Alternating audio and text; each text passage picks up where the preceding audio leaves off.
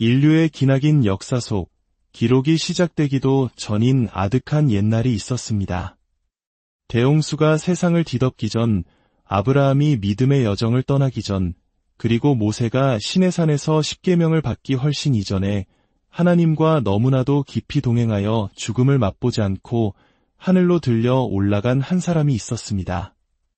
그의 이름은 바로 에녹입니다. 에녹은 시대를 초월하는 환상을 보았습니다. 그 환상 속에서 그는 하늘의 비밀과 타락한 천사들의 반역, 그리고 이 땅의 마지막 운명에 대한 계시를 받았습니다. 수천 년 동안 그의 예언은 역사의 그림자 속에서 조용히 메아리 쳤습니다. 하지만 바로 오늘 전쟁과 재난, 그리고 걷잡을 수 없는 도덕적 타락의 무게에 온 세상이 신음하는 지금, 그의 오래된 예언들이 우리 눈앞에서 생생하게 펼쳐지고 있습니다. 이것은 단순한 전설이나 신화가 아닙니다. 지금 이 순간에도 성취되고 있는 에녹의 7가지 예언에 대한 놀라운 계시입니다. 오늘 우리는 그 마지막 7번째 예언까지 함께 살펴볼 것입니다.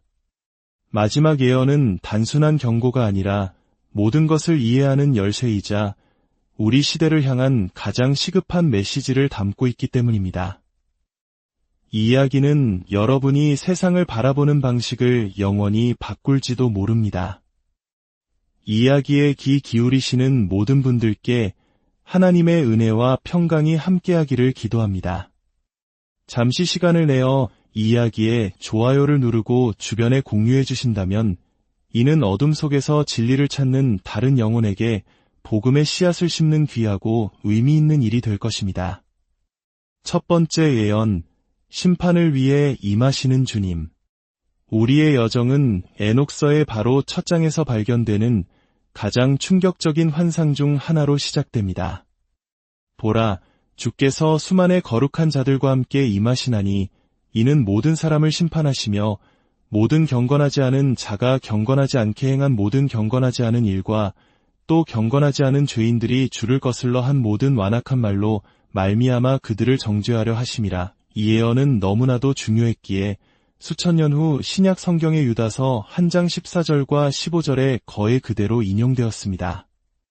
잠시 생각해 보십시오. 그리스도께서 이 땅에 처음 오시기 수천 년 전에 에녹은 그분의 재림을 환상으로 보았습니다. 홀로 오시는 것이 아니라 수만의 거룩한 군대와 함께 오시는 모습이었습니다. 이것은 조용한 입장이 아닙니다. 왕의 행차이며 하늘의 군대가 이 땅에 임하는 장엄한 광경입니다. 요한계시록 19장 14절은 이 장면을 다시 한번 생생하게 묘사합니다. 하늘에 있는 군대들이 희고 깨끗한 세마포 옷을 입고 백마를 타고 그를 따르더라. 이것은 단순히 역사적 사건을 상징하는 것이 아닙니다. 수많은 이들이 믿는 그리스도의 재림, 즉 그분께서 더 이상 어린 양이 아닌 유다의 사자로서 열방을 심판하시고 영원한 왕국을 세우기 위해 돌아오시는 그 순간에 대한 예언적 통찰입니다. 그런데 여기서 질문이 생깁니다. 이 일은 아직 먼 미래의 일일까요? 아니면 우리는 지금 이 예언의 첫 움직임을 목격하고 있는 것일까요? 오늘날 우리가 세상을 바라볼 때 예수님께서 마태복음 24장에서 묘사하신 마지막 때의 징조들과 일치하는 현상들을 발견하게 됩니다. 노아의 때와 같이 인자의 임함도 그러하리라. 노아의 시대에는 온 땅에 폭력이 가득했고 부패와 불법이 만연했으며 하나님의 진리를 조롱했습니다. 오늘날 우리가 보는 세상과 너무나도 닮지 않았습니까? 전 세계적인 분쟁과 전쟁, 점점 더 빈번하고 강력해지는 자연재해, 슬퍼하기는커녕 오히려 축하의 대상이 되어버린 깊은 도덕적 타락. 이 모든 것이 혹시 다가오시는 왕의 발걸음 소리는 아닐까요? 에녹의 예언은 거룩한 자들이 그분과 함께 온다고 말합니다. 유다서에서 사용된 거룩한에 해당하는 헬라어 하기오스는 천사를 의미할 수도 있지만 성별된 신자들, 즉 성도들을 의미하기도 합니다. 데살로니가전서 3장 13절은 우리 주 예수께서 그의 모든 성도와 함께 강림하실 때에라고 분명히 말합니다.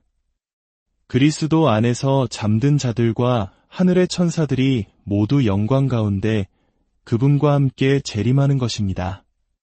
이것은 종말에 대한 비전일 뿐만 아니라 신실한 자들을 향한 약속입니다. 그리스도께서 오실 때 그분은 조용히 오지 않으실 것입니다. 하늘이 갈라지고 하나님의 군대가 진군하며 모든 눈이 그분을 보게 될 것입니다. 요한계시록 1장 7절은 말합니다. 볼지어다 그가 구름을 타고 오시리라. 각 사람의 눈이 그를 보겠고 우리가 세상의 격동과 권력의 이동을 목격하면서 우리는 어쩌면 이 위대한 도착을 위한 무대가 마련되는 것을 보고 있는지도 모릅니다. 우리는 준비되었습니까? 그분께서 거룩한 자들과 함께 오실 때 그것은 협상을 위함이 아니라 심판을 집행하고 그분께 속한 자들에게 상을 주시기 위함일 것입니다. 두 번째 예언, 거대한 믿음의 배도. 에녹은 그의 환상 속에서 인류와 하나님 사이의 관계의 핵심을 꿰뚫는 소름 끼치는 광경을 목격했습니다. 그 세대에는 성도들의 마음이 지혜에서 멀어질 것이며 죄인들은 그 안에서 늘어날 것이다. 의인들은 버려지고 진리는 가려질 것이다. 이것은 세상이 닻을 잃어버린 모습, 심지어 신실한 자들조차 지쳐 하나님의 지혜로부터 멀어져 표류하는 세대에 대한 그림입니다. 수세기 후 사도 바울도 이와 똑같은 현상에 대해 경고했습니다. 데살로니가 후서 2장 3절입니다. 누가 어떻게 하여도 너희가 미혹되지 말라. 먼저 배교하는 일이 있고 저 불법의 사람 곧 멸망의 아들이 나타나기 전에는 그날이 이르지 아니하리니. 여기서 배교를 의미하는 헬라어 아포스타시아는 반역, 이탈 또는 신앙으로부터의 대규모 이탈을 의미합니다. 디모데전서 4장 1절은 더욱 분명하게 말합니다. 그러나 성령이 밝히 말씀하시기를 후일에 어떤 사람들이 믿음에서 떠나 미혹하는 영과 귀신의 가르침을 따르리라 하셨으니 오늘날 우리는 예언적 배도의 징후들을 볼 수 있습니까? 주위를 둘러보십시오. 한때 예배자들로 가득 찼던 교회들이 이제는 텅 비어 있습니다. 유럽에서는 역사적인 대성당들이 박물관, 나이트클럽, 카페로 변해가고 있습니다. 우리나라 역시 한때 뜨거운 부흥을 경험했지만 다음 세대가 교회를 떠나는 현상을 목격하고 있습니다. 마태복음 24장 12절은 불법이 성함으로 많은 사람의 사랑이 식어지리라고 경고합니다. 우리는 도덕이 상대적이고 진리가 주관적이며 오랜 신앙이 낡고 억압적인 것으로 조롱받는 시대에 살고 있습니다. 심지어 믿는 자들 사이에서도 타협이 스며듭니다. 성경적 신념은 문화적 수용의 자리를 내주고 조금씩 마음은 미지근해집니다. 요한계시록 3장은 라오디게아 교회를 향해 이렇게 책망합니다. 내가 내 행위를 아노니 내가 차지도 아니하고 뜨겁지도 아니하도다. 내가 이같이 미지근하여 뜨겁지도 아니하고 차지도 아니하니 내 입에서 너를 토하여 버리리라. 이것이 바로 에녹이 내다본 것이 아닐까요? 이것은 단순히 교회 출석 인원의 문제가 아닙니다. 하나님을 경배하는 대신 자신을 숭배하며 마음이 내면으로 향하는 것에 관한 문제입니다. 오늘날 우리는 창조주를 거부하고 진화론을 궁극적인 진리로, 물질주의를 구원으로, 개인의 쾌락을 최고의 선으로 여기는 철학들을 봅니다. 이것은 우연이 아닙니다. 바로 이 시대의 영입니다. 디모데후서 3장은 마지막 때의 사람들이 자기를 사랑하며 경건의 모양은 있으나 경건의 능력은 부인할 것이라고 경고합니다. 하지만 에녹의 예언과 바울의 경고는 우리를 절망에 빠뜨리기 위함이 아닙니다. 그것은 우리를 깨우기 위한 경종입니다. 배도의 시대 속에서도 하나님은 신실하게 남은 자들을 보존하시겠다고 약속하십니다. 이사야 1장 9절은 말합니다. 만군의 여호와께서 우리를 위하여 생존자를 조금 남겨두지 아니하셨더라면 우리가 소돔 같고 고모라 같았으리로다. 지금 이야기를 듣고 있는 당신이 바로 그 남은 자들 중 한 사람으로 부름받은 것은 아닐까요? 어둠이 깊을수록 빛은 더욱 밝게 빛나고 타협의 세상 속에서 굳건히 서 있는 자는 더욱 돋보입니다. 그러나 끝까지 견디는 자는 구원을 얻으리라 에녹이 보았고 바울이 확증했으며 예수님께서 경고하셨습니다. 거대한 배도는 다가오는 것이 아니라 이미 여기에 와 있습니다. 유일한 질문은 당신은 어디에 서 있을 것인가 하는 것입니다. 세 번째 예언, 금지된 지식의 부활. 에녹서에는 하늘의 경계를 넘어 지상으로 내려온 신적 존재들, 즉 감시자들에 대한 섬뜩한 기록이 있습니다. 그들은 사람들에게 주문과 마법, 뿌리를 자르는 법을 가르쳤고 식물에 대해 알게 했다. 또한 점성술을 가르쳤다. 언뜻 보기에는 약초 요법이나 별자리를 이해하는 것처럼 무해하게 들릴 수 있습니다. 하지만 에녹이 묘사하는 것은 단순한 교육이 아니었습니다. 그것은 인류가 소유해서는 안 될 금지된 지식의 해금이었습니다. 감시자들은 연금술, 무기 제조술, 마법, 그리고 창조물 자체를 조작하는 방법 등 하늘의 비밀을 누설했습니다. 아사셀이라는 타락한 천사는 사람들에게 칼과 방패, 갑옷을 만드는 법과 금속을 다루는 기술, 눈꺼풀을 치장하는 법, 온갖 값비싼 보석과 염색 기술을 가르쳤다고 기록되어 있습니다. 그 결과는 어땠을까요? 폭력이 온 땅에 퍼졌고 허영과 탐욕, 정욕이 인류를 삼켰습니다. 에녹의 시대는 혼돈 속으로 빠져들었습니다. 많은 사람들이 이것을 신화로 치부하지만 오늘날 일어나고 있는 일들을 생각해 보십시오. 우리는 불과 한 세기 전만 해도 상상할 수 없었던 속도로 지식이 폭발하는 시대에 살고 있습니다. 다니엘 12장 사절은 마지막 때에 많은 사람이 빨리 왕래하며 지식이 더하리라고 예언했습니다. 현대의 유사점들을 보십시오. 생명체의 청사진인 DNA를 편집하는 유전자 변형 기술, 크리스퍼 기술. 이것이 창조물을 조작하는 법을 가르쳤던 감시자들의 지식과 맞닿아 있지는 않을까요? 스스로 학습하고 생각하며 인간의 역할을 대체하는 인공지능. 우리는 우리가 통제할 수 없는 무언가를 만들고 있는 것은 아닐까요? 상상할 수 없는 처리 능력을 열어 우리 이해를 넘어서는 차원의 문을 열 수 있는 양자 컴퓨팅, 그리고 대중에게 공개되지 않은 군사기술과 감시 시스템. 감시자들은 인류에게 그들이 감당할 수 없는 도구를 주었고 역사는 반복되고 있는지도 모릅니다. 창세기 6장 4절은 당시의 땅에는 네피림이 있었고 그 후에도 하나님의 아들들이 사람의 딸들에게로 들어와 자식을 낳았으니 라고 기록합니다. 하늘과 땅 사이의 경계를 넘는 이 교류는 인류의 유전자 풀을 오염시킨 거인 네피림을 낳았습니다. 오늘날 생명공학의 발전이 인류가 다시 한번 그 경계를 넘으려는 두 번째 시도는 아닐까요? 예수님께서는 마태복음 24장에서 노아의 때와 같이 인자의 임함도 그러하리라고 경고하셨습니다. 노아의 시대에 금지된 지식은 도덕적, 육체적 타락으로 이어졌고 결국 하나님께서는 홍수로 세상을 쓸어버리셨습니다. 오늘날 지식은 12시간마다 2배로 증가하고 있다고 합니다. 우리는 문명을 창조하거나 파괴할 힘을 가졌습니다. 한때 금지되었으나 이제는 진보라는 이름으로 환영받는 이 지식의 부활이 바로 에녹의 예언이 성취되는 모습은 아닐까요? 잠언 1장 7절은 말합니다.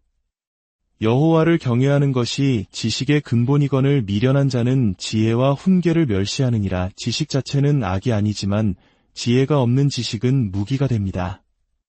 이 마지막 때에 지식이 증가할수록 우리는 하나님의 말씀에 굳게 서서 분별력을 가져야 합니다. 우리는 타락한 천사들의 모조품 지식이 아닌 하늘의 지혜를 구하도록 부름받았습니다.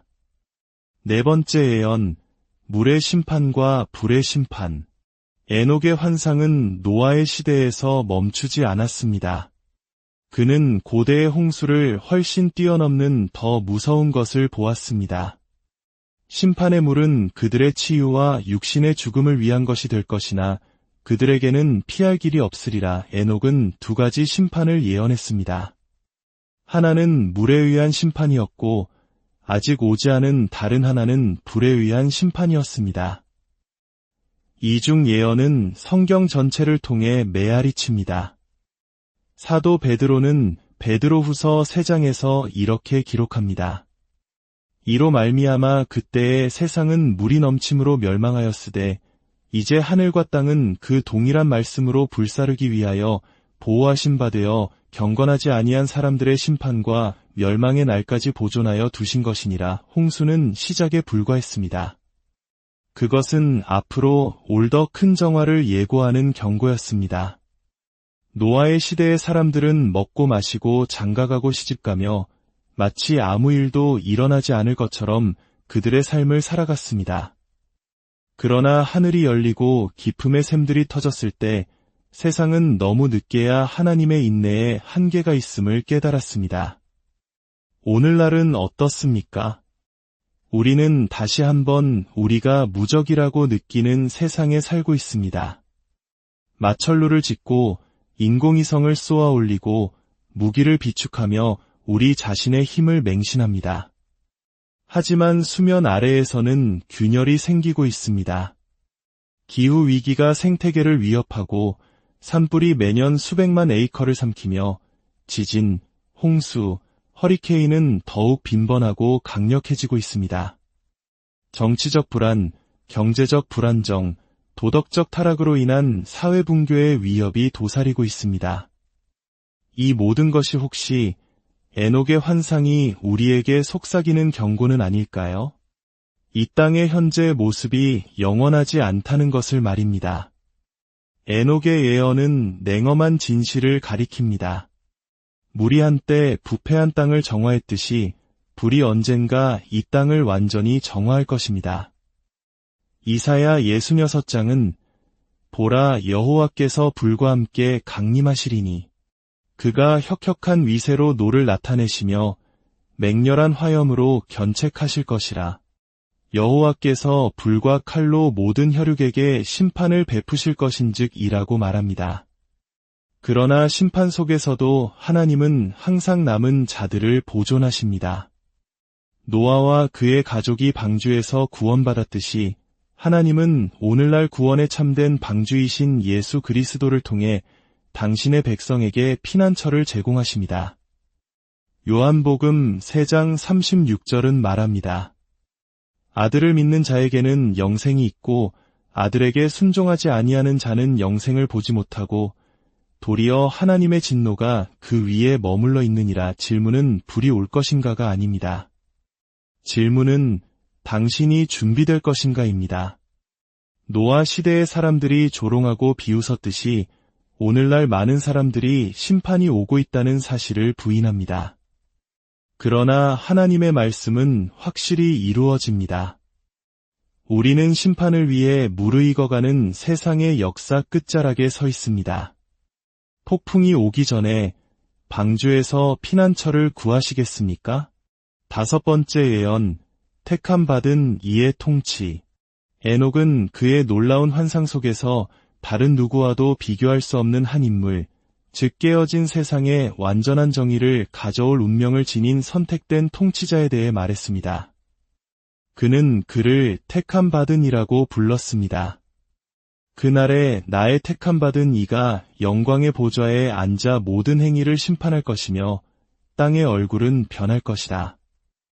의가 그 위에 거하고 죄는 더 이상 그 앞에 존재하지 않을 것이다. 이것은 먼 꿈의 환상이 아닙니다. 결함 많은 인간 지도자가 아닌 하나님께서 친히 임명하신 왕이 다스리는 세상에 대한 신성한 현실의 약속입니다. 예언은 요한계시록 19장의 말씀과 강력하게 공명합니다. 또 내가 하늘이 열린 것을 보니 보라, 백마와 그것을 탄 자가 있으니 그 이름은 충신과 진실이라. 그가 공의로 심판하며 싸우더라. 그 옷과 그 다리에 이름을 쓴 것이 있으니 만왕의 왕이요 만주의 주라 하였더라. 이분은 더 이상 이사야 신세장에 고난받는 종이 아닙니다. 이분은 승리하는 왕, 유다의 사자로서 이 땅에 자신의 왕국을 세우기 위해 돌아오시는 분입니다. 생각해 보십시오. 우리 세상은 정의를 부르짖습니다. 지도자들은 나타났다가 사라지고 제국들은 무너지며 약속은 깨어집니다. 그러나 에녹은 결코 끝나지 않을 통치를 하는 통치자를 보았습니다. 그는 택함받은 이가 지친 땅의 의와 평화, 치유를 가져오는 것을 보았습니다. 이사야 9장은 예언합니다. 이는 한 아기가 우리에게 낳고 한 아들을 우리에게 주신 바 되었는데 그의 어깨에는 정사를 매어 그의 정사와 평강의 더함이 무궁하며 또 다윗의 왕좌와 그의 나라에 군림하여 지금 이후로 영원히 정의와 공의로 그것을 보존하실 것이라. 이것은 단지 천국에 대한 비전이 아니라 그리스도 자신의 통치 아래 회복될 땅에 대한 예언입니다. 오늘날 우리는 전례 없는 세계적 불안정을 봅니다. 전쟁, 정치적 부패, 경제 붕괴. 세상은 혼돈에서 질서를 가져올 수 있는 지도자를 갈망하고 있습니다. 어쩌면 이 모든 세계적인 흔들림이 또 다른 지상의 지도자가 아닌 하나님의 택함받은 이의 도래를 위한 길을 준비하고 있는 것은 아닐까요? 마태복음 24장 30절은 말합니다. 그때에 인자의 징조가 하늘에서 보이겠고 그때에 땅의 모든 족속들이 통곡하며 그들이 인자가 구름을 타고 능력과 큰 영광으로 오는 것을 보리라. 그러나 그가 오실 때 그는 심판주로 오실 것입니다. 사람의 보좌는 무너지고 교만한 자는 낮아지며 모든 무릎이 그 앞에 꿇게 될 것입니다. 어떤 이에게는 그의 오심이 공포가 될 것이고 다른 이에게는 말할 수 없는 기쁨이 될 것입니다. 그분께 속한 자들에게 이것은 창조 세계가 오랫동안 갈망해온 순간입니다. 택함받은 이가 보좌에 앉을 때 전쟁은 그치고 눈물은 닦이며 칼은 쟁기로 바뀔 것입니다. 이것이 에녹이 본 왕국이며 모든 신자가 갈망하는 왕국입니다. 6번째 예언, 숨겨진 의인들의 드러남. 에녹은 환상 속에서 종종 눈에 띄지 않고 심지어 멸시받으면서도 비밀리에 신실함을 지켜온 자들이 마침내 영광 가운데 드러날 거룩한 미래의 한순간을 보았습니다. 두려워 말라, 너희 의인들아. 너희의 이름은 위대하신 이의 영광 앞에 기록되었느니라. 악인의 시련은 끝날 것이요 이의 빛이 너희 위에 비치리라. 이것은 하나님의 나라를 위해 그늘에서 수고하고 조롱을 견디며 박해를 겪은 자들을 위한 놀라운 약속입니다. 이와 동일한 진리가 예수님 자신의 입술을 통해서도 메아리칩니다. 마태복음 10장 26절입니다. 그런즉 그들을 두려워하지 말라. 감추인 것이 드러나지 않을 것이 없고 숨은 것이 알려지지 않을 것이 없느니라. 비밀리에 행해진 모든 신실한 행동, 밤에 속삭인 모든 기도, 세상이 알아주지 않은 모든 희생이 언젠가 빛 가운데 드러나고 하늘과 땅 앞에서 찬양받게 될 것입니다. 오늘날 전 세계에는 성경을 소지하는 것만으로도 죽음의 벌을 받는 나라에서 그림자 속에 사는 신자들이 있습니다. 그럼에도 지하 교회는 번성하고 신앙 때문에 직장과 가족, 심지어 생명까지 희생해야 하는 사회에서도 믿음을 지키는 이들이 있습니다. 세상이 간과하지만 하늘은 기억하는 숨겨진 자들입니다. 말라기 3장 16절은 말합니다. 그때에 여호와를 경외하는 자들이 피차의 말함에 여호와께서 그것을 분명히 들으시고 여호와를 경외하는 자와 그 이름을 존중히 여기는 자를 위하여 여호와 앞에 있는 기념책에 기록하셨느니라. 그들은 나의 특별한 소유가 될 것이요 하나님께 그들은 보석과 같이 귀하고 구별된 존재이며 드러날 그날을 기다리고 있습니다. 에녹은 의인들이 해처럼 빛날 그날이 다가오는 것을 보았습니다. 어쩌면 이 드러남은 이미 시작되었는지도 모릅니다. 우리는 적대적인 국가에서 굳건히 서는 목회자들, 성경 한쪽을 위해 모든 것을 거는 성도들, 문화의 우상 앞에 무릎 꿇기를 거부하는 신자들의 용감한 이야기들을 듣습니다. 이것은 단순한 뉴스가 아닙니다. 이것은 예언적 현실이 펼쳐지는 것을 엿보는 것입니다. 의인들이 시험받고 단련되며 그들의 드러남의 순간을 위해 준비되고 있습니다. 온 창조 세계가 하나님의 아들들이 나타나기를 간절히 기다리며 신음하고 있습니다.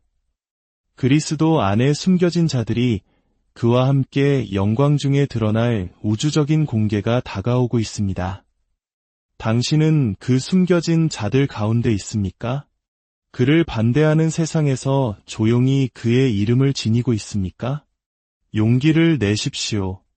당신의 드러남이 다가오고 있습니다. 그날이 오면 세상은 하나님께서 항상 보셨던 것, 즉 하늘의 별처럼 빛나는 선택된 왕 같은 제사장들을 보게 될 것입니다. 7번째 예언, 불로 인한 창조 세계의 정화. 에녹의 환상은 불의 예언으로 극적인 절정에 이릅니다. 이것은 단순한 파괴의 불이 아니라 모든 창조 세계를 정화하는 신성한 불입니다. 이후에 의의 주간인 8번째 주간이 있을 것이요. 그 주간에는 유로운 심판이 집행되도록 칼이 주어지리라. 죄의 행위는 땅에서 사라지고 모든 창조물은 불로 정결케 되리라. 이것은 단순히 형벌에 관한 것이 아닙니다. 부패한 모든 것을 태워버리고 거룩한 것만 남기는 갱신에 관한 것입니다. 수세기 후 요한은 요한계시록 21장에서 동일한 환상을 보았습니다. 또 내가 새 하늘과 새 땅을 보니 처음 하늘과 처음 땅이 없어졌고 바다도 다시 있지 않더라. 이것은 시적인 표현이 아니라 거룩한 불로 정결케 되어 재창조된 세상에 대한 우주적 변화의 약속입니다. 왜 불일까요?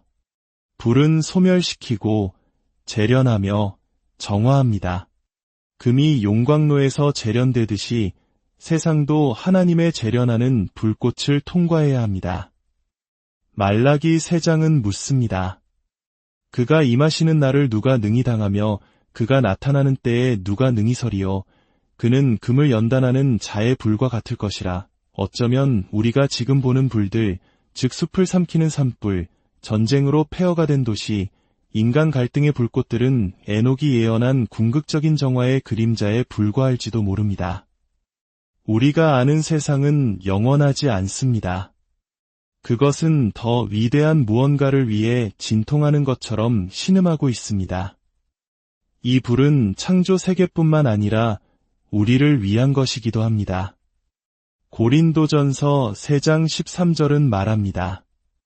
각 사람의 공적이 나타날 터인데 그날이 공적을 밝히리니 이는 불로 나타내고 그 불이 각 사람의 공적이 어떠한 것을 시험할 것임이라. 우리의 삶은 박수갈채나 지위가 아닌 하나님의 거룩함이라는 정화의 불로 시험받게 될 것입니다. 우리의 행위는 금처럼 시험을 견딜 것인가? 아니면 겨처럼 타버릴 것인가? 그러나 의인에게 이 불은 두려움의 대상이 아닙니다. 그것은 상상할 수 없이 아름다운 것을 위한 길을 만드는 갱신의 불, 정화의 불입니다. 이사야 65장은 약속합니다. 보라, 내가 새 하늘과 새 땅을 창조하나니 이전 것은 기억되거나 마음에 생각나지 아니할 것이라. 상상해 보십시오. 더 이상 고통도 죄도 죽음도 없는 세상, 하나님의 영광으로 불타오르며 정화되고 완성되며 영원한 창조 세계를 말입니다. 에녹의 7가지 예언은 단순한 지적 호기심을 만족시키기 위한 것이 아닙니다. 그것은 역사를 가로질러 올리는 신성한 경종이자 다가올 일에 대비하라는 초대입니다.